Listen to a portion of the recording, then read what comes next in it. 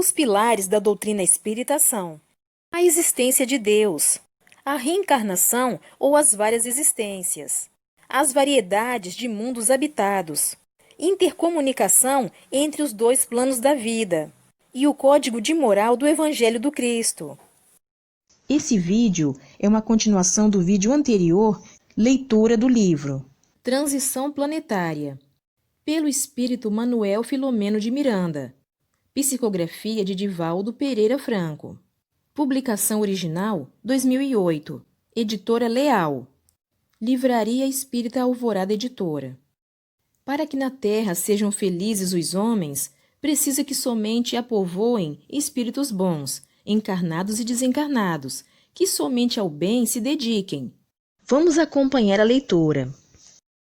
Preparação para o Armagedon espiritual. Havíamos recolhido precioso material para demoradas reflexões em torno do milagre da vida, nem sempre valorizada pelas criaturas humanas, quando distantes da fé religiosa, dos valores éticos e morais, dos compromissos com a realidade existencial. Durante toda a semana, estivemos visitando os grupos familiares que haviam sido convidados para a reconstrução da nova terra e a felicidade dos seus habitantes no futuro, bem como daqueles outros que se haviam comprometido espontaneamente, quando se deram conta de que estava ocorrendo a grande revolução do amor no planeta querido. Voltamos aos lares de Hermenegildo e Rosalinda, de Alonso e Eunice, e noutros mais, onde estiveramos, nos quais os processos de reencarnações vitoriosas desenvolviam-se conforme esperado. O benfeitor informou-nos que naquele reduto lôbrego, onde o crime se tornara uma constante, e viviam nossos irmãos espíritas cristãos, preservando o clima de paz em volta. O mensageiro que iria ali renascer demonstraria que o ambiente não é o responsável exclusivo pelo comportamento do indivíduo, pois que, em razão do seu estado evolutivo, destacar-se-ia no futuro, seguindo os formosos caminhos da magistratura, de maneira a modificar a soturna paisagem do lugar, mudando completamente a sua estrutura social, econômica e humana. Por outro lado, o filhinho de Alonso e Eunice deveria dedicar-se às ciências médicas, de modo a mais humanizar essa doutrina, que vem sofrendo grande desrespeito por parte de alguns dos seus membros, que se esquecem do juramento de Hipócrates, para dela fazer uma indústria lucrativa, em detrimento das vidas que se estiolam em abandono, longe de qualquer sentimento de compaixão. Diversos outros, de cujo programa participáramos, estariam comprometidos com diversas áreas do conhecimento científico e filosófico, com a vivência ética, especialmente na política, a cujo ministério se dedicariam com dignidade, modificando os padrões de conduta vigentes e fazendo respeitar-se as leis constituídas, iniciando o mistério por eles mesmos. Analisando que essa transformação se operaria em todo o planeta, podíamos antever um mundo sem as fronteiras do ódio, sem os separatismos étnicos, que sempre geraram combates impiedosos, sem a miséria econômica portadora de males incontáveis, e principalmente sem a miséria moral, que desapareceria dando lugar a novos conceitos em torno dos comportamentos. Enquanto essa transformação não se realiza, embora esteja em franco desenvolvimento em toda parte, nas sombras dos guetos espirituais inferiores, os inimigos do bem urdem ataques e tramam vinganças odiendas contra as criaturas. Nesse sentido, tendo em vista serem os espíritas sinceros, os novos cristãos, sem nenhum desrespeito a outros tantos servidores do Evangelho de Jesus espalhados no mundo, tanto quanto cidadãos honestos, não vinculados a nenhuma denominação religiosa, porém valorosos e dignos. As baterias da maldade estavam sendo colocadas na sua direção. É claro que também os indivíduos honestos e de sentimentos elevados não ficavam à margem da ação ignominiosa desses infelizes do além, por considerá-los obstáculos aos objetivos que abraçam, quais sejam a extinção do bem, as subjugações e vampirizações coletivas, como já se pode observar. Porém, em número mais volumoso, a desventura e a alucinação nos jogos dos prazeres sórdidos. Com certeza, embora as armadilhas perversas e as perseguições inclementes, ninguém se encontre desamparado, à mercê do mal, exceto quando se permite espontaneamente a vinculação com essas forças ignóbeis. Deter-nos-emos especialmente na área do movimento espírita comprometido com Jesus e sua doutrina, alvo primordial de determinados grupos da grei autodenominada como mal, acercando-se dos médiuns invigilantes, vem inspirando-os a comportamentos incompatíveis com as recomendações do Mestre Jesus e dos espíritos superiores, através da codificação kardeciana, estimulando-os a espetáculos em que a mediunidade fica ridicularizada, como se fosse um adorno para exaltar o seu possuidor. Concomitantemente, fomentando paixões servis nos trabalhadores afeiçoados, ao socorro espiritual nas reuniões mediúnicas, fazendo-os crer que estão reencontrando seres queridos de outras existências, que agora lhes perturbam os lares e facilitam convivências adulterinas, em flagrante desrespeito aos códigos morais e aos dos deveres da família. Fascinação, subjugação, que se iniciam discretamente e roubam o discernimento de muitos, constituem o jogo das entidades insanas, aproveitando-se das debilidades ainda persistentes em a natureza humana. Além dessas ações nefastas, trabalham pela desunião dos companheiros de lide espiritual, pela maledicência e calúnias bem divulgadas, como se estivessem trabalhando para senhores diferentes e não para aquele que deu a vida em demonstração insuperável de amor e de compaixão por todos nós. Em determinadas situações, desencadeiam enfermidades de diagnose difícil, ocultando a sua interferência nos organismos debilitados e carentes de energias, levando ao fosso do desânimo pessoas afeiçoadas ao dever e comprometidas com a fraternidade legítima. Na área da caridade, movimentam os discutidores que perdem o tempo entre os conceitos de paternalismo e de promoção social, olvidados do socorro que normalmente chega tarde, quando se aplicam as horas em ociosidade mental e divagação intelectual. O amargedom bíblico do Apocalipse de João e das tradições judaico-cristãs não se restringe apenas à estreita faixa do Vale do Megido ou do monte do mesmo nome, quando os exércitos de todas as nações se reuniriam para a batalha final.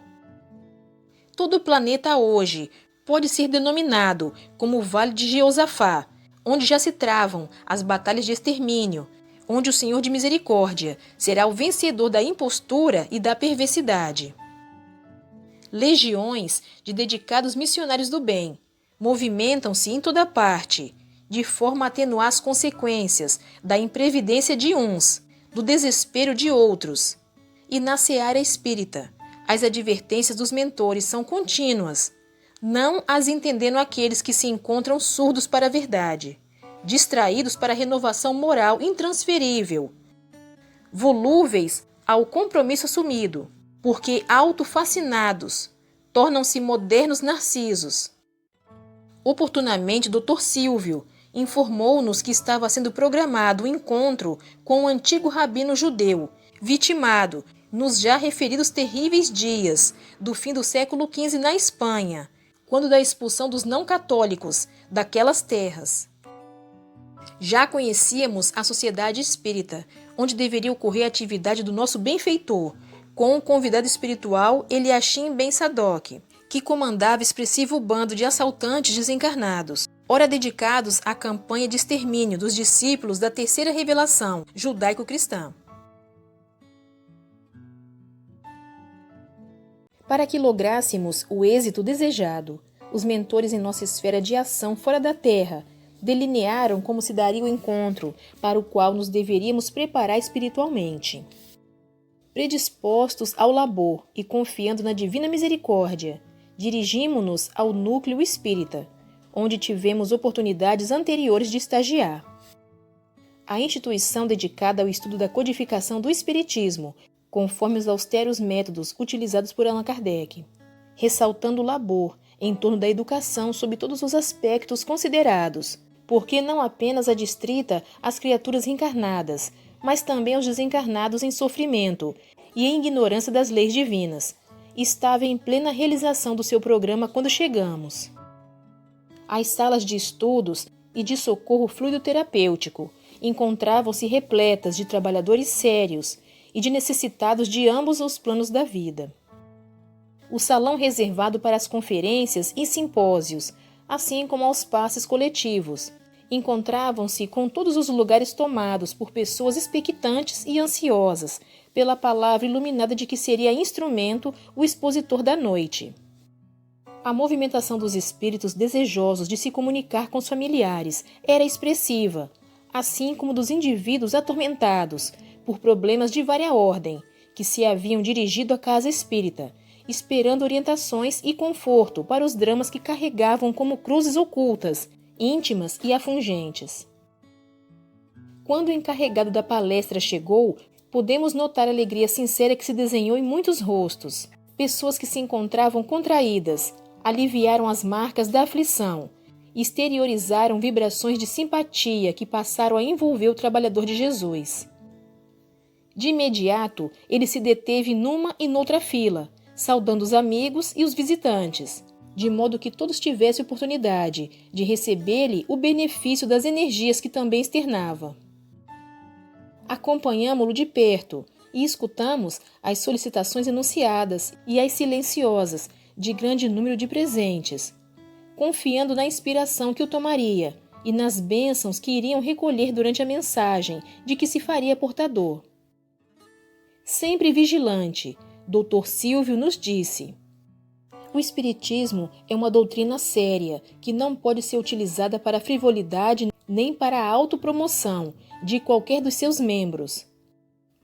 Representando o Consolador que Jesus prometeu, embora seja uma formosa mensagem portadora de alegrias, não se comporta como espetáculo hilariante para divertimento dos frívolos. Quase todas as pessoas, assim como os espíritos que acorreram a este local, são portadores de graves questões que os atormentam, ansiando por uma orientação de equilíbrio e apoio fraternal, a fim de poderem recuperar as forças que lhe facultem continuar na marcha até a libertação orgânica. Familiares angustiados pela desencarnação dos seres queridos, enfermos de diversas patologias, incluindo severas obsessões, anelam por diretrizes de saúde e de paz, vitimados por injunções socioeconômicas e de comportamento social, necessitam de bondade e auxílio para não tombar no fosso das depressões graves ou enlouquecerem de agonia ante as incertezas que os atormentam. Certamente não há lugar para as gargalhadas nem os exibicionismos pessoais, em falsas condutas terapêuticas de natureza circense. Ninguém mais feliz do que Jesus, no entanto, jamais alguém que se lhe equiparasse na seriedade com que sempre tratou das questões pertinentes ao reino dos céus. Pontualmente, à hora estabelecida, em respeito aos compromissos de todos, o diretor da casa deu início à reunião de estudos, convocando os presentes à oração gratulatória e solicitando inspiração para os labores da noite. À medida que falava com unção, foi areolado por delicada luminosidade que dele mesmo se expandia. Em seguida, passou a palavra ao responsável pela dissertação da noite, que abordou a parábola do filho pródigo, lendo com cuidado o texto e, de imediato, interpretando-a em termos compatíveis com os conhecimentos atuais da psicologia, da filosofia, da ética, da sociologia e especialmente do espiritismo. Novos ângulos foram abordados, sutilezas ocultas nas lições foram expostas. Atualizações dos ensinamentos tiveram seu momento de apresentação, tudo isso numa linguagem escorreita e em tons coloquiais, levando os ouvintes atentos a reflexões interiorizadas, que os iriam auxiliar a entender o significado profundo da mensagem de Jesus. Entremeando a dissertação com observações joviais, vez que outra, numa metodologia pedagógica saudável, que não diminuía a gravidade do conteúdo, inspirado por nobre estudioso do nosso plano, a todos nos sensibilizou com a palavra enobrecida e carinhosa. Ao terminar, a psicosfera ambiente era de paz, abrindo espaço para a aplicação coletiva dos passes, quando os médiuns dedicados ao mistério tomaram suas posições em diferentes lugares, iniciando-se as vibrações que canalizaram para todos os presentes as energias revigorantes que os sensitivos absorviam e distribuíam, iluminando todo o amplo espaço. Familiares desencarnados acercaram-se dos seus afetos e os inspiraram, enquanto esses oravam afervorados.